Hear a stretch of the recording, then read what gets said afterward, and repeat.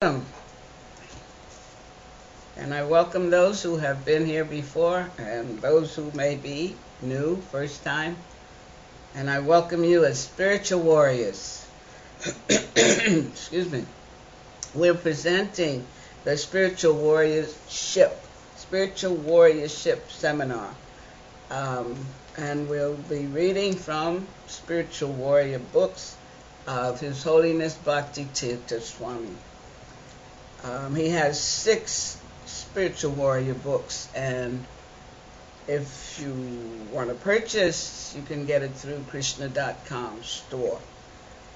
And also, I've been talking about getting your free 12 quality spiritual warrior poster picture, and it's been confirmed that it's online, and there's a link online, and so you can get it and have it and meditate on these qualities as we move down this path of spiritual warriorship.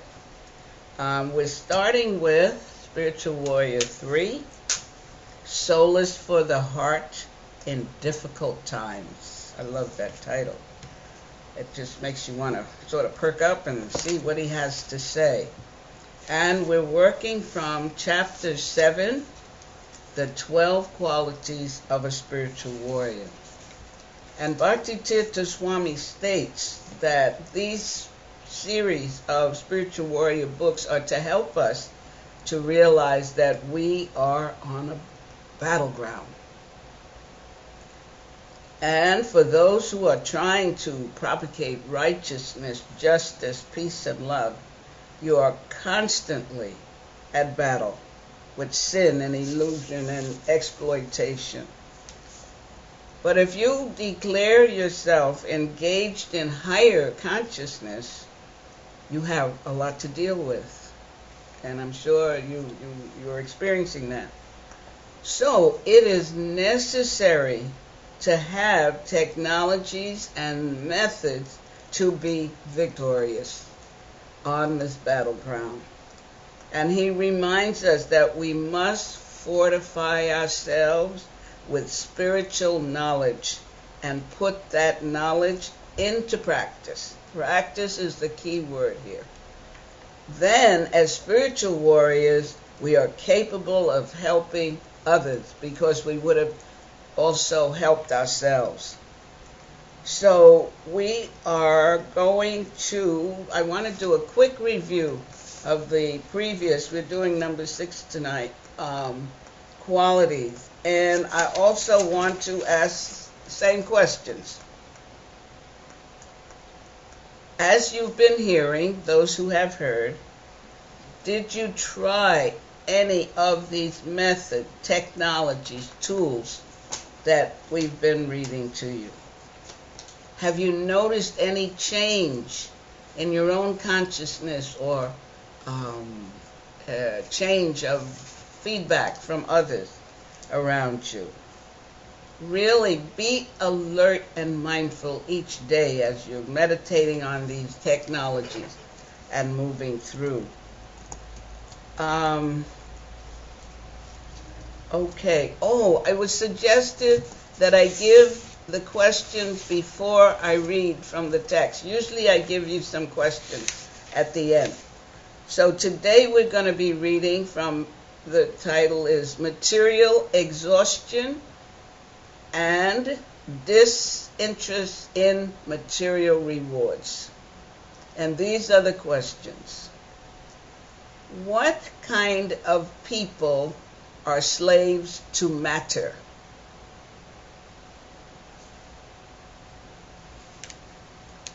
What is one sign that some of us are prisoners? And what are our present thoughts and actions doing? Okay. Not going to tell you the date of the test, but every week I'm giving you questions.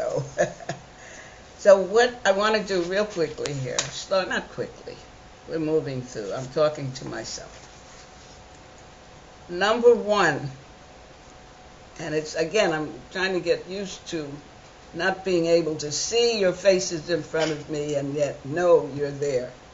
The first tool, as Bhakti Tirtha Swami calls it, is sense control and mastery of the mind.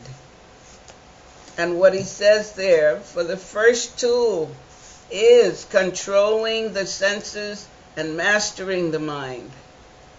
A spiritual warrior, and don't forget that's the path we're on, and we're reading and endeavoring to become strong spiritual warriors on this battlefield of the material world. A spiritual warrior needs a sense of regulation and focus in order to excel. We must be able to regulate our minds, okay? I hope you've been working on that. We did quite a bit on the mind for the first program. The second tool is humility.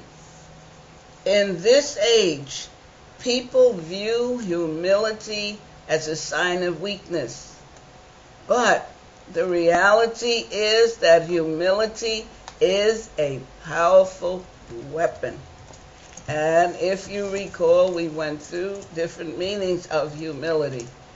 I hope you've been trying to work on that and find out the power behind it. Bhakti Tirtha Swami used to say to us, be humble but brave.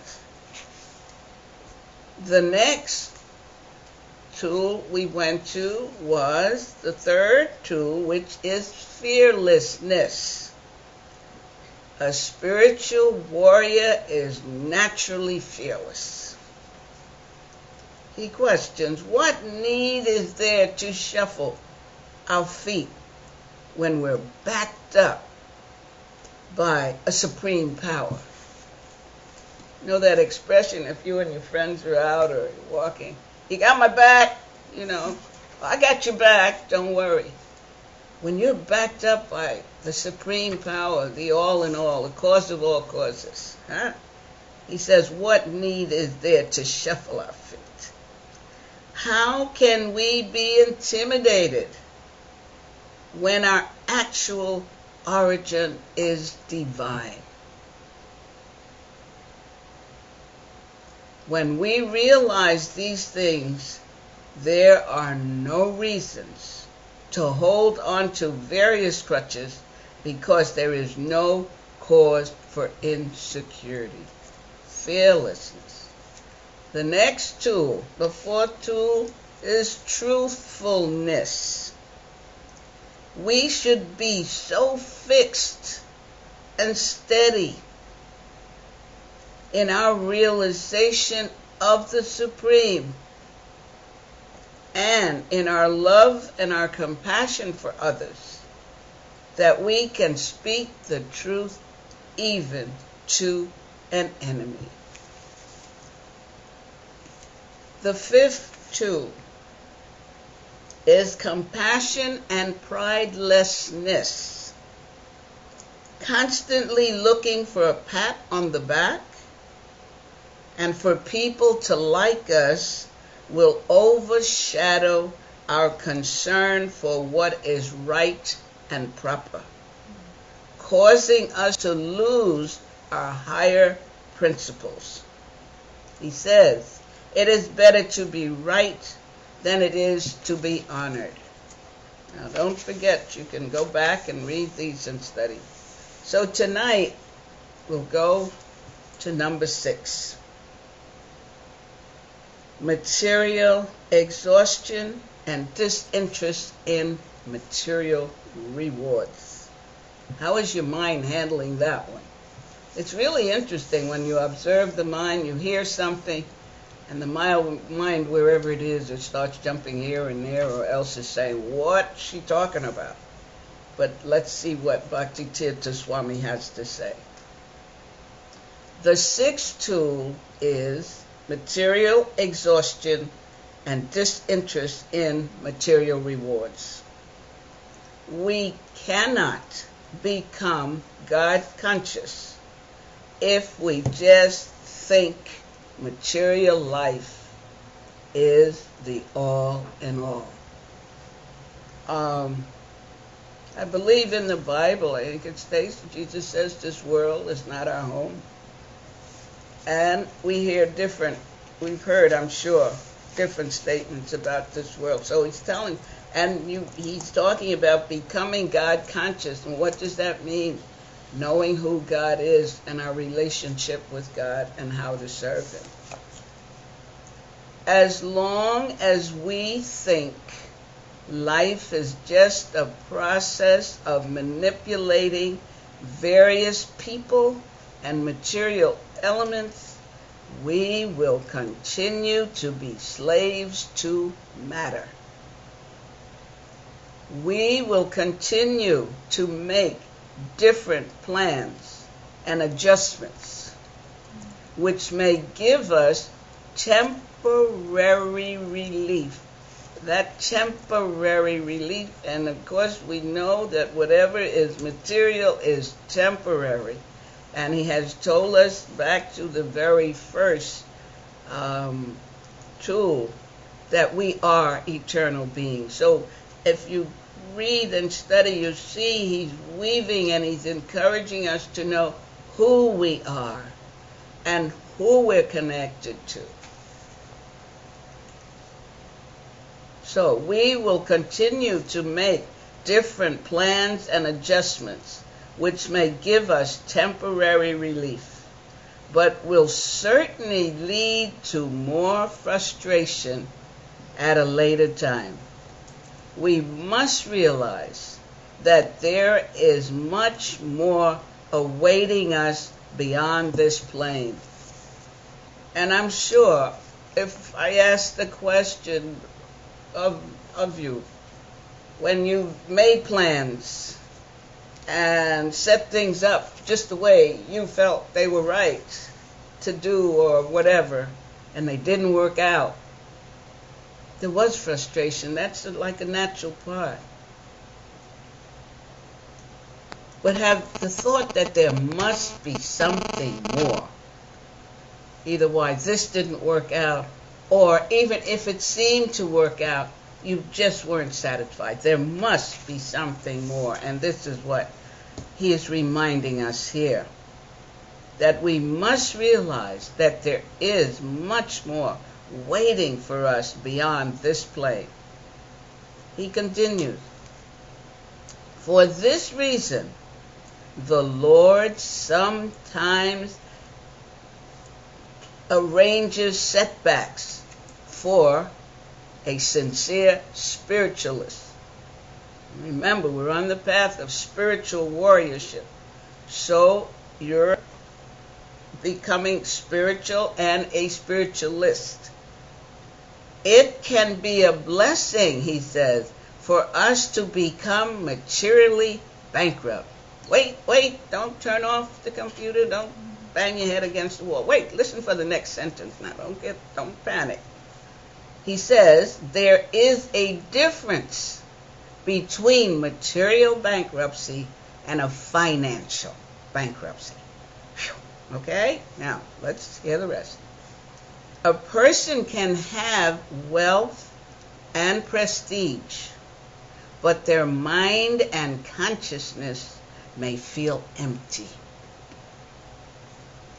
That empty feeling is sometimes the destitution and desperation we need to move beyond temporary things into spheres of the sublime. I remember my daughter, one time she was in a relationship with a nice young man, I thought. Anyway, she was in D.C., I lived in, where did I live? Oh, New York. So many places. And she would call me and say, and one time she called me up and she was, I don't know. And I said to her, okay, if you have made him your God, then you go worship him and keep on crying. But when you get sick and tired of being sick and tired, you will stop crying and get to something a little higher. That was mother talking to daughter. I won't go further with that relationship, but anyway. But this is what he's telling us. The empty feeling is sometimes the destitution and desperation we need to move beyond temporary things into spheres of the sublime. You see that word, beyond temporary things. Because being temporary, they're not going to satisfy us, never will.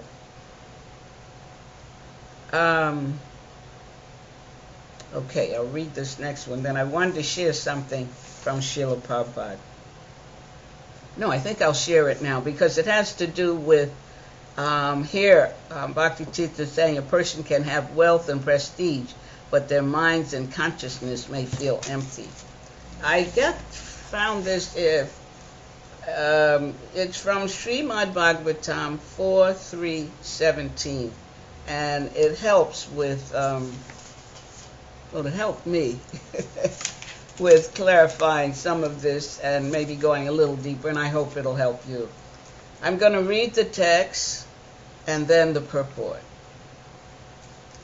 Although the 6 qualities of education, austerity, wealth, beauty, youth, and heritage are for the highly elevated, one who is proud of possessing them becomes blind, and thus he loses his good sense and cannot appreciate the glories of great personalities.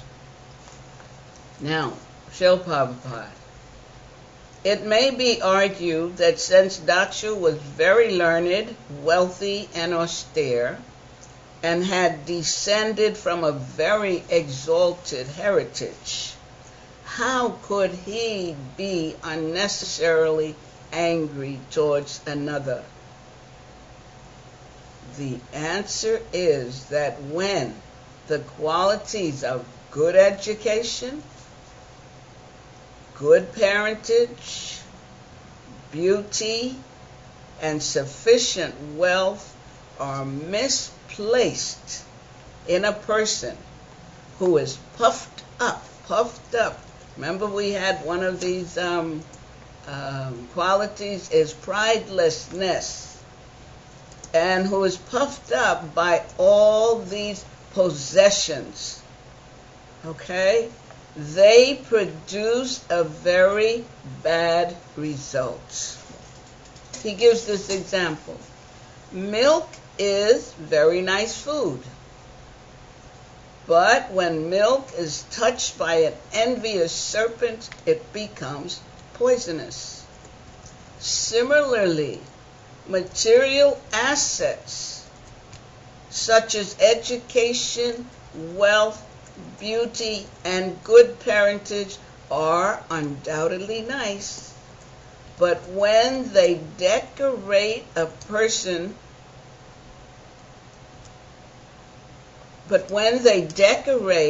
persons of a malicious nature, then they act adversely. Now, 2 things came to mind as I read this.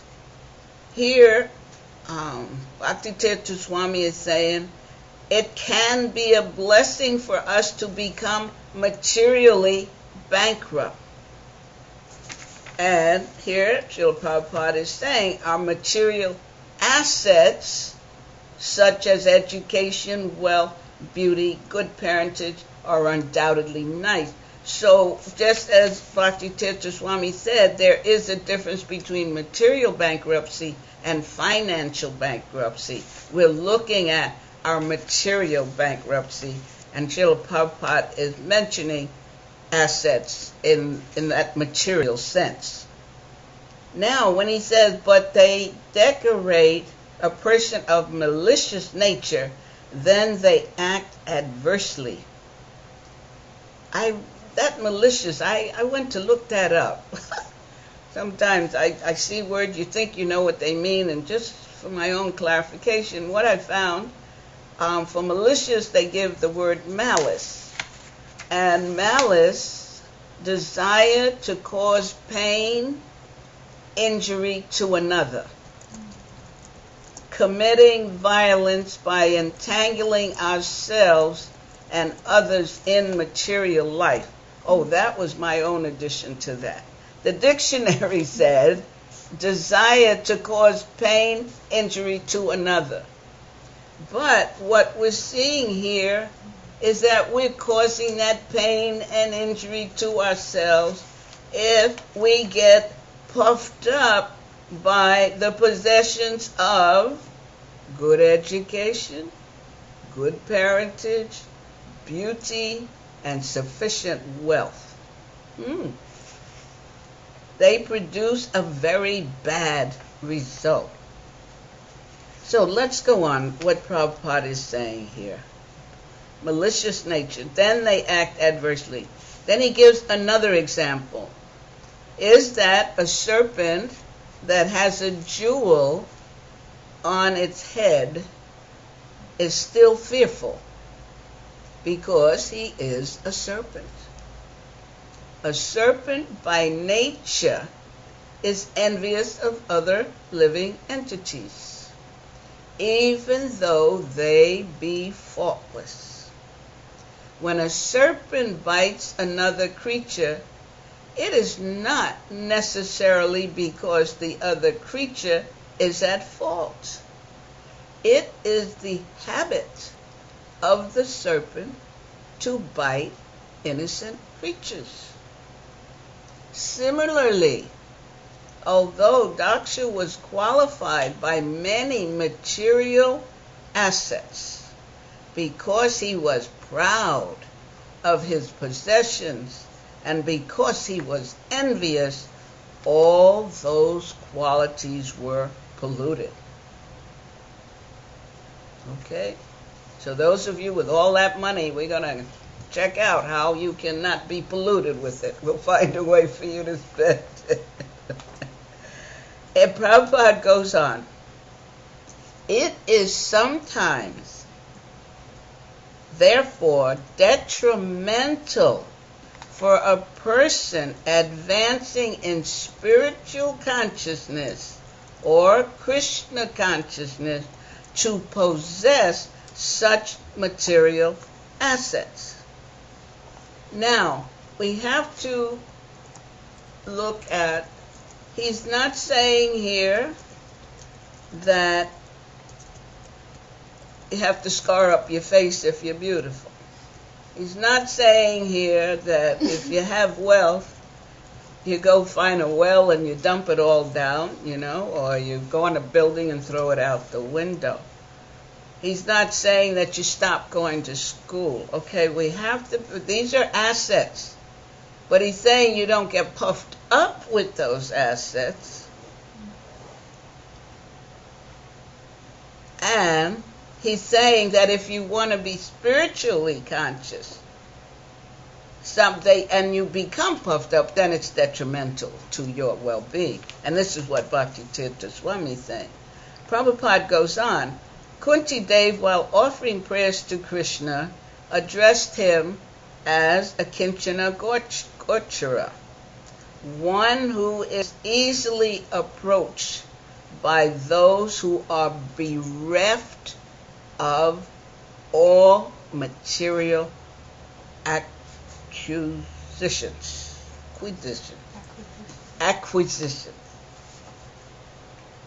Material exhaustion. Now that's what we're looking at tonight. Material exhaustion is an advantage for advancement in Krishna consciousness. Although, if one is conscious of his eternal relationship with the Supreme Personality of Godhead, one can utilize one's material assets such as great learning and beauty and exalted ancestry for the service of the Lord. Then such assets become glorious. I'm going to continue. I hope that I hope that helped. All right, we'll continue reading here. Bhakti Tirtha Swami states, we need to literally reach complete disgust with day-to-day life, because if we are fixed in the mundane, it is a sign that we are prisoners and will continue to be prisoners. I again just had one of those flashbacks from way back. And in realizing, as I'm reading this, as we move through life, we get warnings or we get some reminders that there is something more. I remember, wow, this is really going back, but I think my children were quite small, but what we did, our family and families, on Saturday, we would go to a dance at a big Renaissance ballroom or somewhere. I grew up in Harlem, so there were a lot of wonderful places. And that was our entertainment. You work hard all week. And I remember at one of these, and my friends, and we were all dancing, having a good time. And as I was sitting, I remember a vision came to me. I looked out, and it looked like everybody was laughing hysterically, like their mouths were wide open. And I knew I was sitting there, but as I looked out at that scene, it was not a pleasant one, but I knew I was a part of that scene also. And from that experience, I think I began to look a little differently at getting out on Saturday night, so to speak, for that kind of entertainment. And again, I keep saying we must be mindful and aware, because Bhakti Tirtha Swami keeps telling us, reminding us we're eternal beings. And that eternal part of our spirit soul is connected to this supreme that he talks about here and reminds us, who's backing us up. And that supreme in our hearts knows when to give us some sign that there's something more. So just be aware. And this scene goes back more years than some of you all have been on this planet, but it was I was reminded that I was given signs, and other things have came up later in my life. So he goes on. Let's repeat this. We need to literally reach complete disgust with day-to-day life. Because if we're fixed in the mundane, it's a sign that we are prisoners and will continue to be prisoners. If we are no longer feeling satisfaction with the mundane, then we will be in the proper position to become free from the prison of this material world.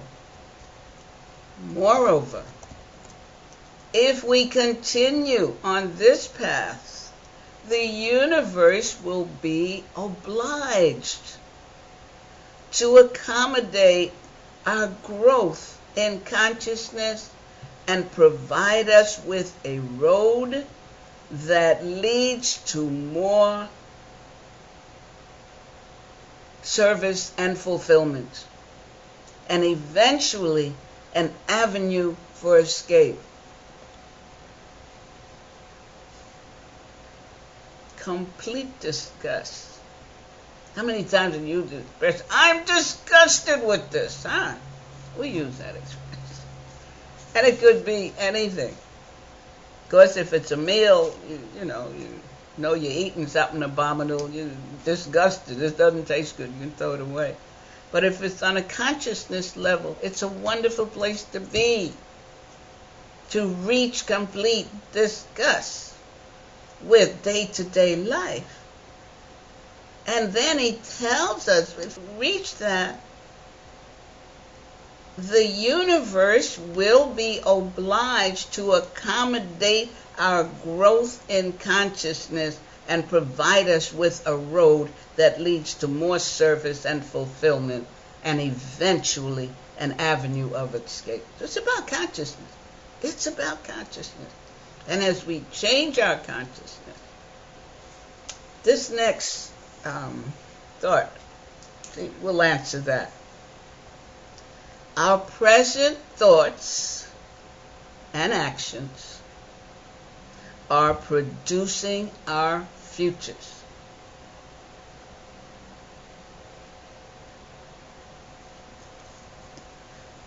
I repeat, our present thoughts and actions are producing our future.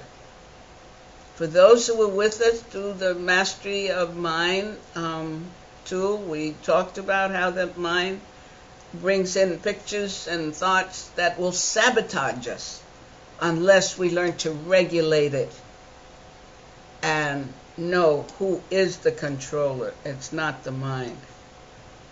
So it behooves us, it's really like they say, the ball is in our court. And we must be mindful and aware that our present thoughts and actions are producing our future. I failed to add our past thoughts, which many of us spend a lot of time there, is producing the suffering and pain in the present.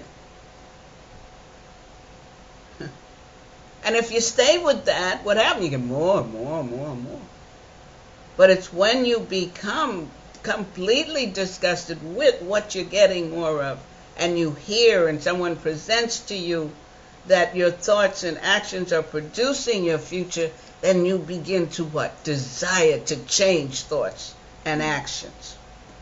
He continues, if we maintain desires and activities in full agreement with the atmosphere of the material culture, we will find ourselves repeatedly returning to the material world in slightly different bodies and circumstances.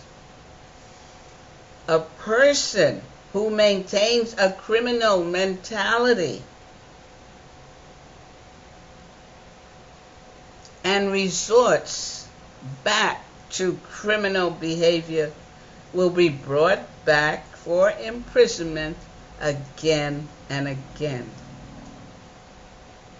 And I know we've heard stories or been in a situation or a neighborhood or somewhere where you'll hear, oh, so-and-so just got out of jail.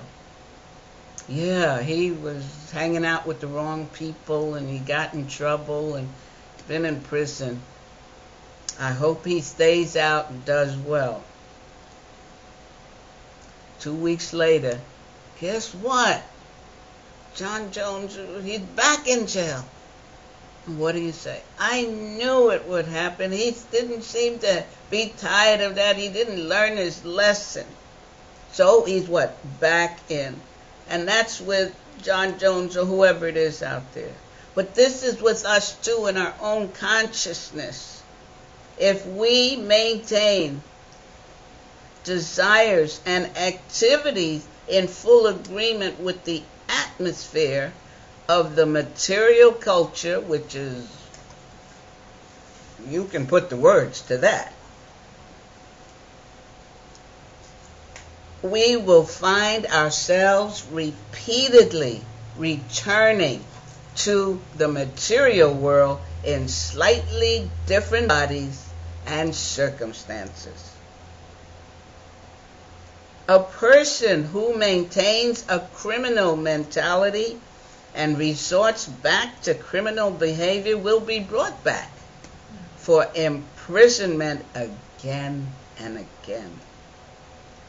On the other hand, a prisoner who has genuinely changed his mentality and activities becomes eligible for parole and eventually full freedom.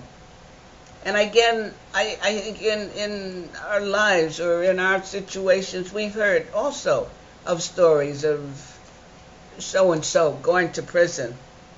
But he really wanted to get out. He was really sorry for whatever crime he committed or whatever mischief behavior he got into. And he was serious and genuine in doing what was expected of him and doing the right thing, genuine.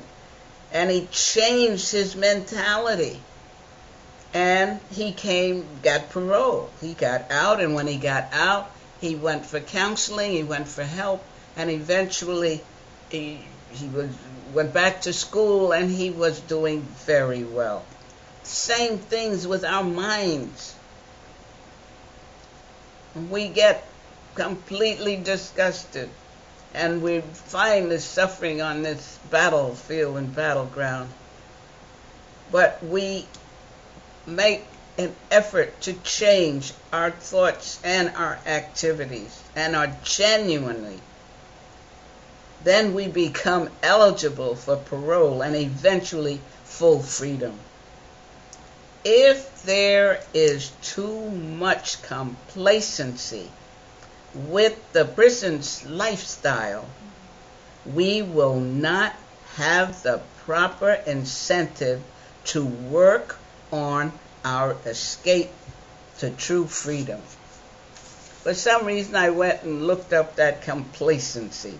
Just wanted to make sure in my mind. I got self-satisfaction, especially when accompanied by unawareness of actual dangers or deficiencies. So what's he saying here? If there's too much complacency, if there's too much self-satisfaction, all for me, or when you're unaware of the dangers that are involved as you go forth in that behavior, then you have to go back to prison again. But he's saying here that, what does he say? If there's too much complacency with the prison lifestyle, if you get too satisfied in this material world, which is all temporary and geared toward self-satisfaction, which is geared toward more self-satisfaction, which is geared toward suffering, pain, the whole, you know. You've been there. I have. I'm so thankful for where I am now. I'm trying to get out of here. If there's too much complacency with the prison lifestyle, we will not have the proper incentive to work on our escape to true freedom. So check out that. I want to read one more thing I found from Srila Prabhupada. It's Makunda Mala Shrota, text 8. It's a prayer. This is the translation. The desert of material existence has exhausted me. But today I will cast aside all troubles by diving into the lake of Lord Hari and drinking freely of the abundant waters of his splendor. The lotuses in that lake are his hands and feet, and the fish are his brilliant shining eyes. That lake's water relieves all fatigue and is agitated by the waves his arms create. Its currents flows deep beyond fathoming. This is Srila Prabhupada's purport. In this prayer, King Kulashekar employs an elaborate metaphor comparing the Lord's all-attractive form to a rejuvenating lake. If a devotee dives into that lake and drinks its waters, all his exhaustion from material life will go away.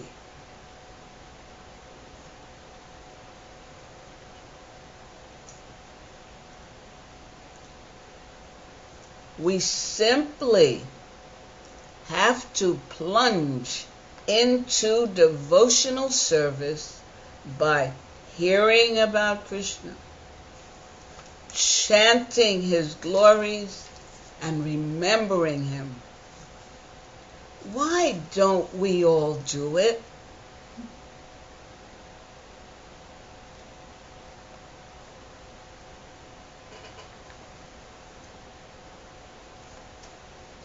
Srila Prabhupada continues. It is illusion that makes us think that there's no relief here, or that the lake is a mirage, or out of foolish attachment to material activities, we may think it's irresponsible to dive into the ocean of pleasure that is Krishna consciousness. Where is that lake, we think? I would gladly jump into it if I could find it. But it sounds like the legendary fountain of youth. When we show the non-devotees the Lord's form and invite them to serve him, they refuse. They think he's just an ordinary man or a mythical figure. But there is a lake of Lord Hari. And there are aquatics sporting in it. The Lord's pure devotees who have no cares or fear or anger or lust. They have dived into that lake and are free of all material exhaustion in body, mind, and spirit. We grow tired, but the waters of this lake relieve all our fatigue.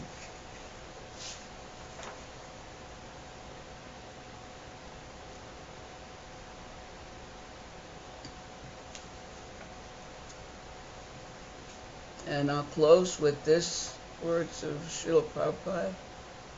In material things there is exhaustion.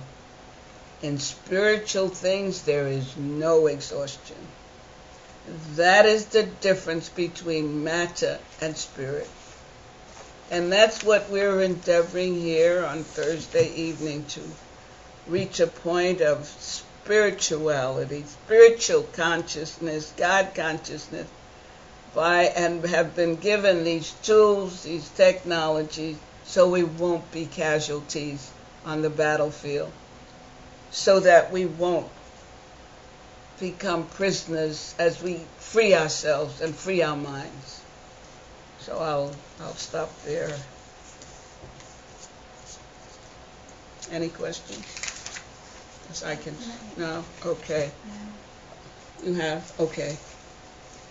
I just thought that we can't do this alone. We can't do this alone. This what? This process, this That's right. going inside, dealing with all the what comes up, and Okay.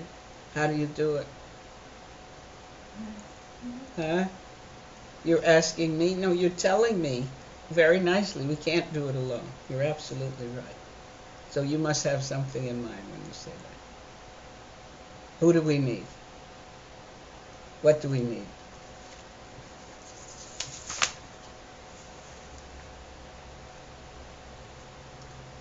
it's Association.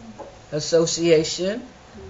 Spiritual master. A spiritual master. Those who are practicing. Those who are practicing. Very good. Okay. And what do we have to do? Plunge into devotional service by hearing about Krishna, chanting his glories, and remembering him, and in association discussing him, and reading, and sharing with each other. I got anything there? No? Okay. I want to share something one of my god sisters sent to me. What I do, I try to reach out and give homework. I'm going to be doing this next week, and read it and let me know what you get from it. Because again, I'm looking at the camera. I'm knowing you're out there. I can ask the questions, and I had to learn this, to not worry about the results of what questions I'm saying, because I can't see if you nod your head. I can't see if you go get a drink of water when I'm reading what I think is pretty important. But it's not about me. It's about, I've been brought here to sit before you, to share with you. And as we talked about consciousness and minds and thought, each one will get something or not. But this is what my god sister wrote on material exhaustion, which I thought she really paid attention to that one. And that was the one for tonight. She says, be in the world, but not of the world. The material world is not what it seems to be. The glitter and glamour are attractive. The pleasure is intoxicating. The rewards can be phenomenal. The downside is that it is only temporary. Those running after all that it offers are suffering. And most do not realize they're suffering. At the end of the day, your desire increases and a new game plan is established. You're exhausted, and the satisfaction lasts for a moment. You put it in your memory file, so you can capture it again when needed, which is often. At best, you get some temporary relief. At worst, you keep searching for more, better, and lasting.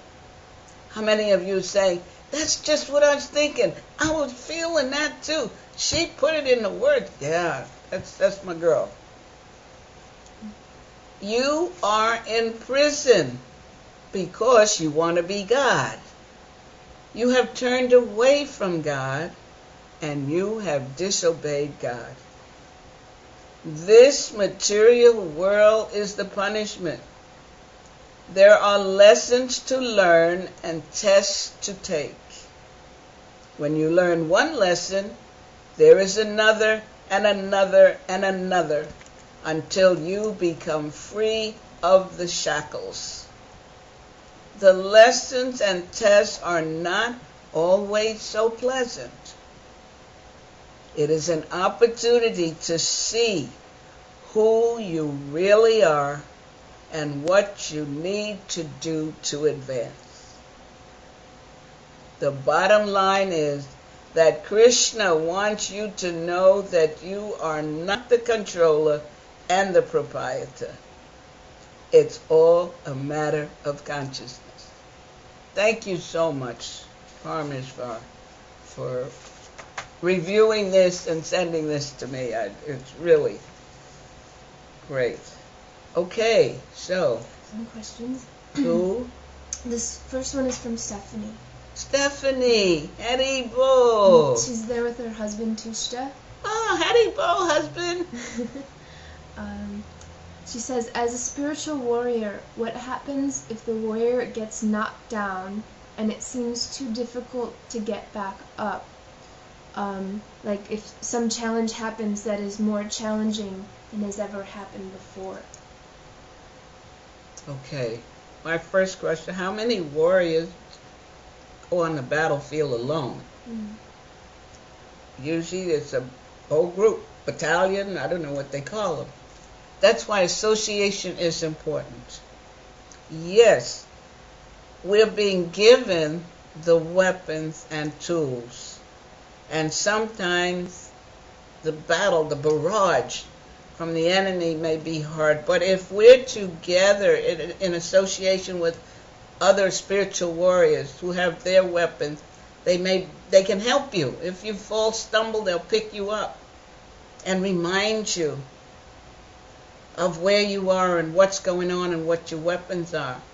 And you feel stronger because you know you're not alone. The main thing to know, as a spiritual warrior, we are not alone. Spiritual means knowing who God is, our relationship with God, and our connection, and that we are never alone. He's within all of our hearts.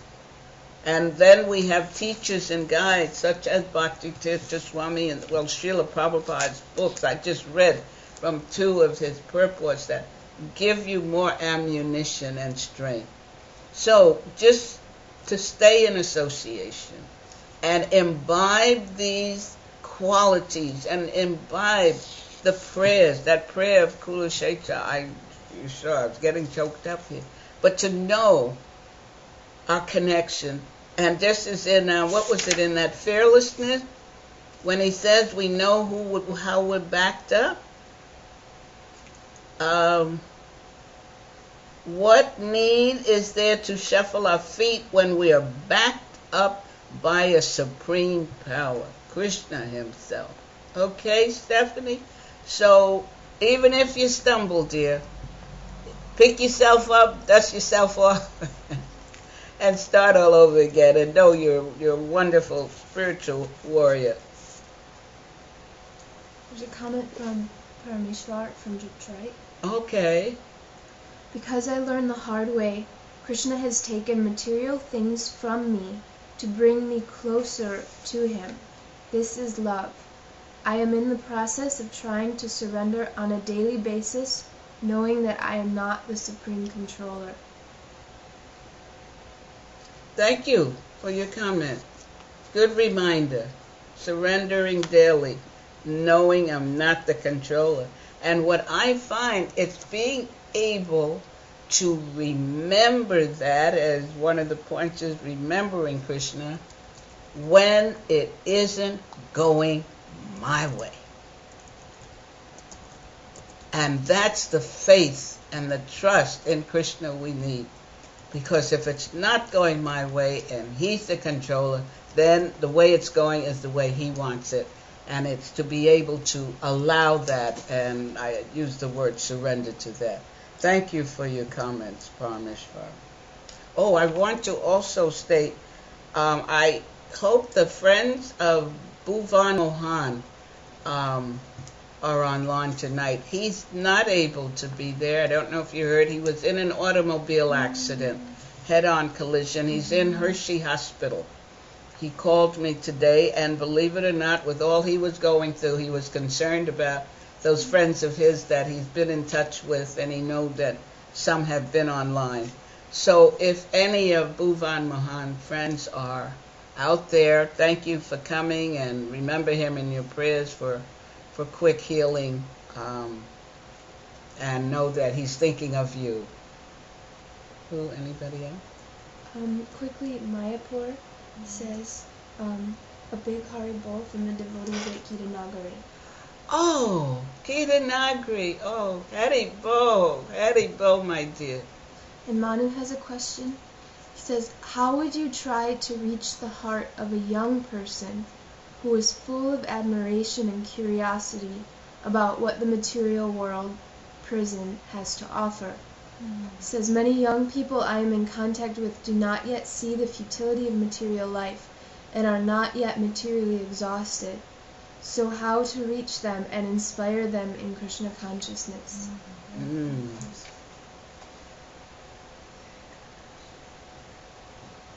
What comes to mind is we offer them with compassion and love. Because most of it, and again, I'm thinking back to my young days when my mother used to say, you know, I used to think my parents hated me. It was like, where did I get these parents from? They don't understand. And they were really trying. But I realized later that they loved me. So with young children, younger adults, we offer them the knowledge that we have gained, but in a compassionate way. We give examples. One thing I find Bhagavad Gita, Srila Prabhupada gives so many examples and analogies. And I'm like out of touch with what's going on in that material world out there with all the songs and the movies and things, but at some point it's to just let them know you love them, and then pray, because they will need to go through their process. It's what we call growing pains.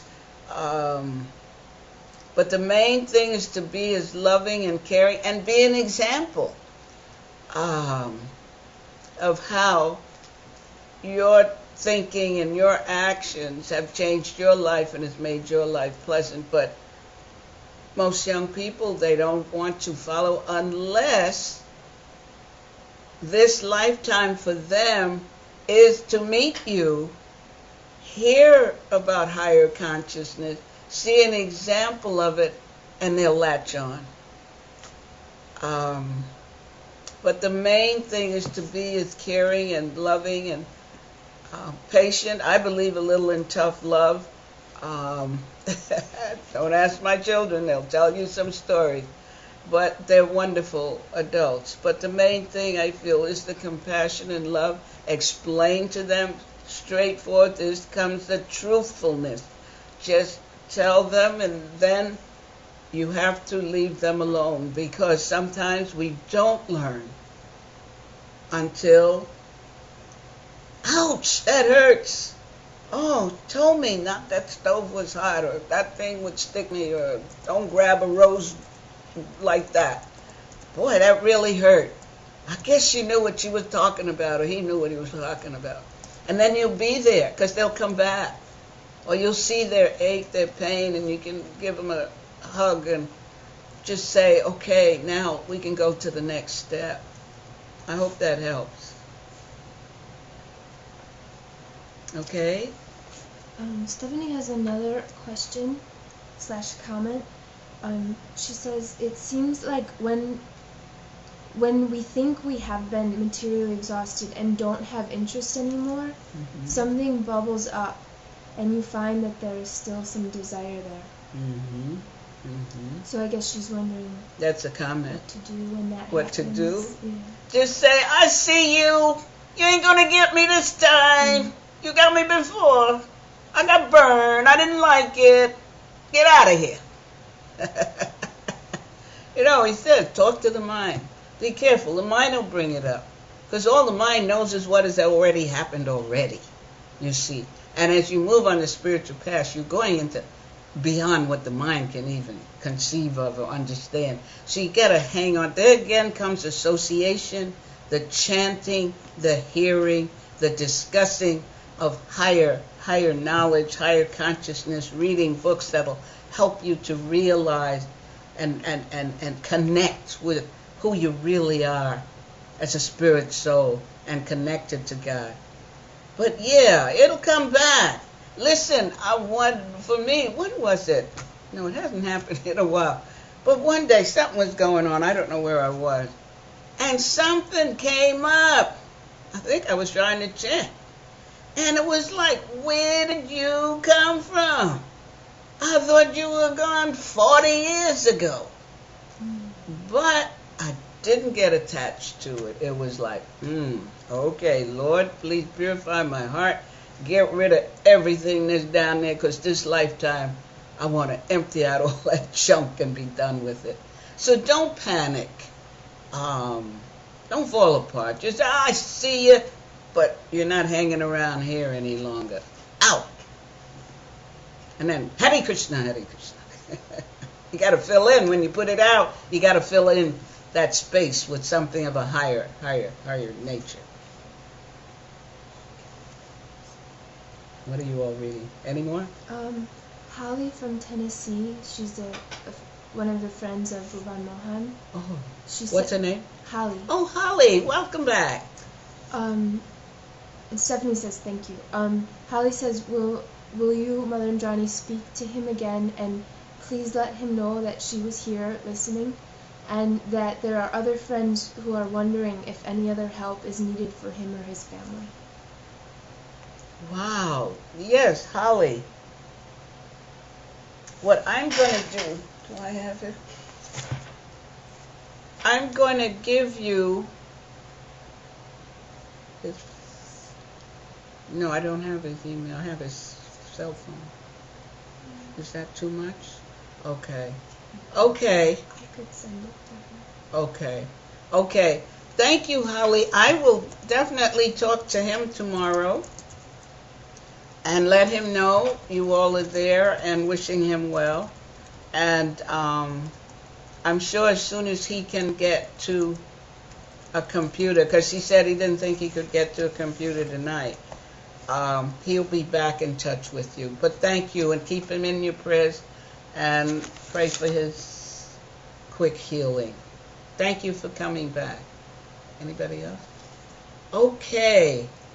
Oh, Krishna bless all of you. Thank you for your time and attention, and keep working, spiritual warriors on the battlefield. Hari Hari Bol.